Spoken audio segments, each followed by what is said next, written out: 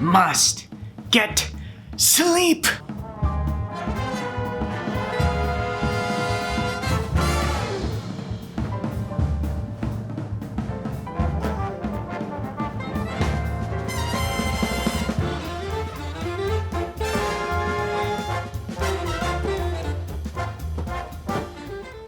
Does this ever happen to you?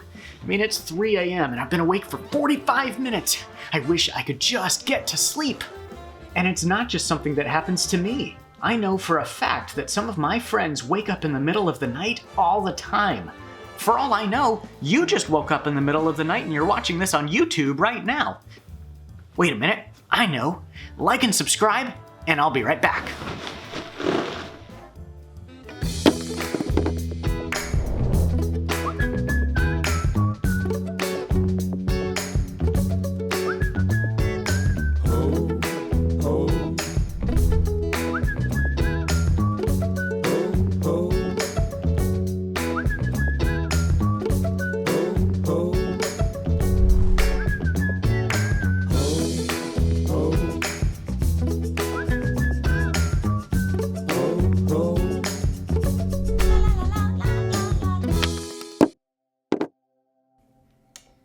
Sometimes we wake up in the middle of the night and we can't fall back asleep.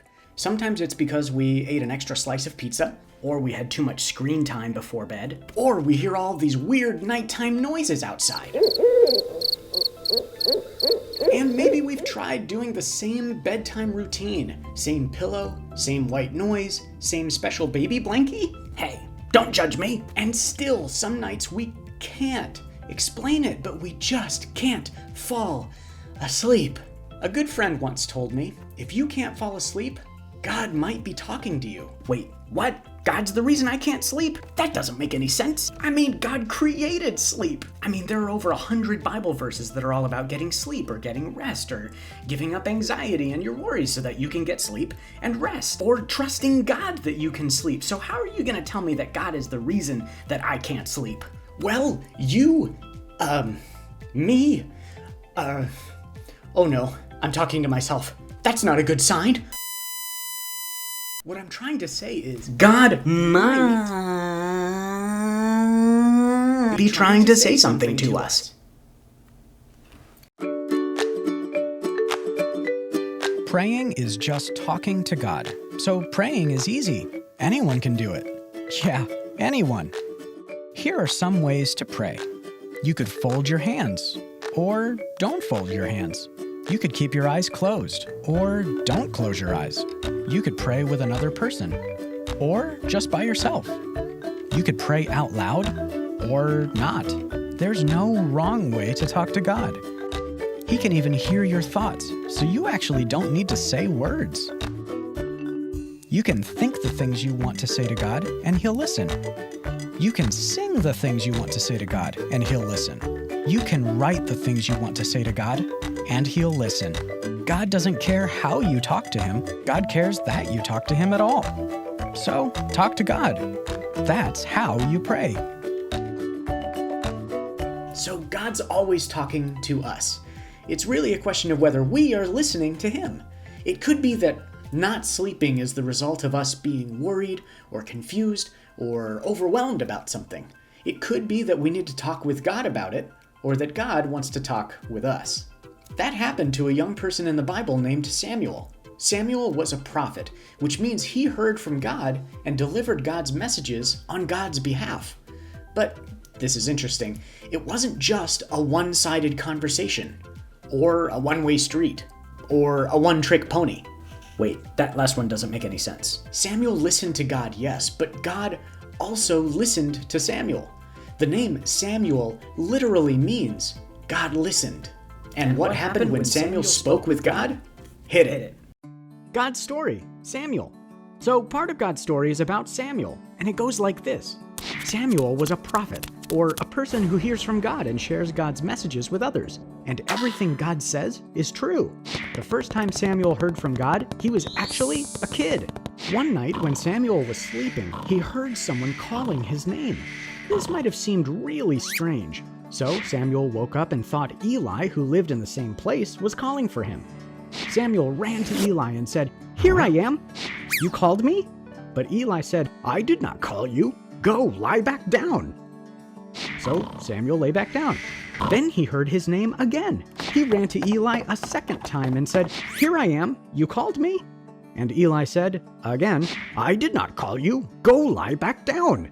This must have been really confusing. Samuel lay back down, and then it happened again. When he ran to Eli a third time, Eli thought it might be God who was talking to Samuel. Eli said, "Go and lie down.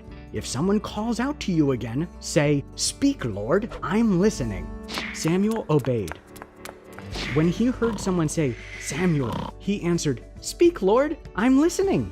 And you know what? It was God. And God had lots of things to say to Samuel. God told Samuel some difficult news that he had to deliver to Eli. Now, Eli was a priest, but had made some wrong choices, so God told Samuel that Eli wasn't going to be allowed to be a priest anymore. Samuel was scared because he was pretty sure Eli was going to get upset, but Samuel obeyed God anyway.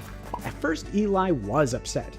But then Eli said, "He is the Lord. Let him do what he thinks is best." See, sometimes people don't like hearing what God has to say, but a prophet has to care more about what God says than what people say. When Samuel grew up, the Israelites asked him to pick someone to be their king. Samuel wasn't sure this was what God wanted, so he asked God about it. God said, "Tomorrow I will send a man to you.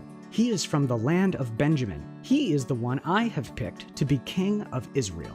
Sure enough, the next day, a tall, strong man came to Samuel. When Samuel looked at him, he heard God say, "He is the man I told you about. His name is Saul. He will rule over my people." Samuel heard what God told him to do, and he obeyed. Samuel anointed Saul as a symbol that God had picked him to be king.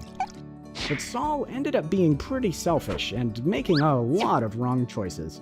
And when God said it was time to replace Saul with a new king, God sent Samuel to anoint a shepherd boy, the youngest and smallest of his brothers, named David.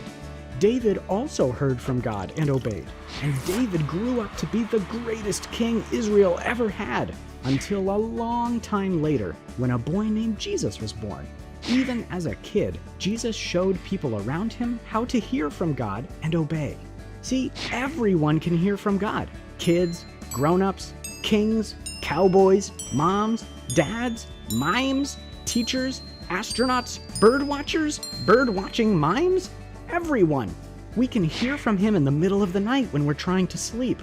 Or we might hear something that surprises us. But we don't have to be a grown-up or a prophet or a king in order for God to notice us and for us to hear from him. It's like when God told Samuel, "The Lord does not look at the things people look at. People look at the outward appearance, but the Lord looks at the heart." And that's a little about the story of Samuel. So in case you missed it, here's the quick version. Samuel was a boy who heard from God. God talked to him in the middle of the night. God told Samuel to make Saul a king. Later, God told Samuel to make David king. Samuel heard from God and obeyed. We can hear from God too, and that's a part of God's story.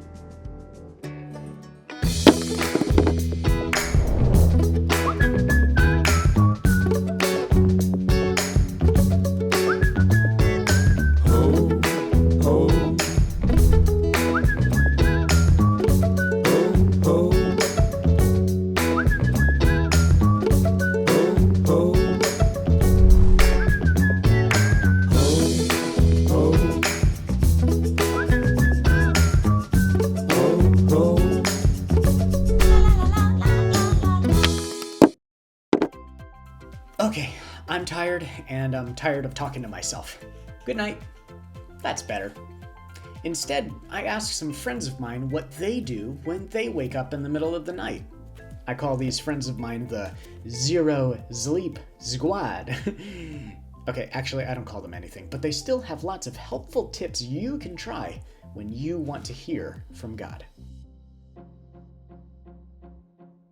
I hear from God when I'm being active. When I get out in the sun and go for a walk. I hear from God when I go out on a walk with my dog. Come here, Minnie. I hear from God when I get to hang out with my dog. I hear from God when I'm in the car, when I'm playing games. When I'm focused. I hear from God when I'm being clean. I hear from God when I do my dishes. When I spend time outside in nature and in places like these.